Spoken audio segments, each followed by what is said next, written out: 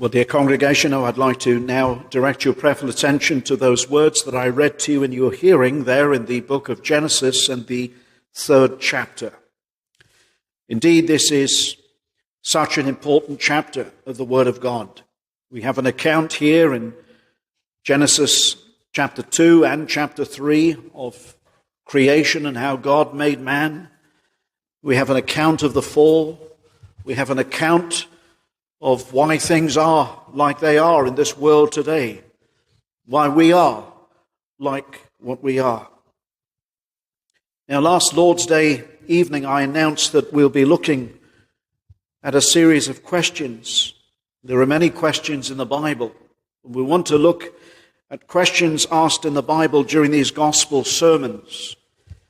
And questions, we must say, first of all, are very helpful.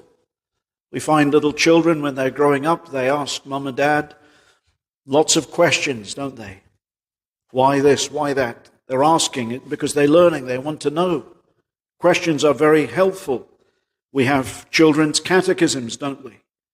And we learn, don't we, from the catechism. We have the Westminster Catechism. We have the baptismal or the Baptist confession. And there are questions.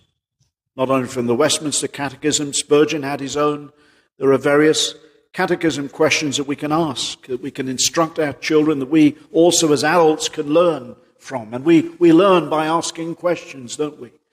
And the Bible is full of questions. Now, it's interesting to note that the very first question asked in the Word of God is not a question asked by man. Neither is it a question asked by God.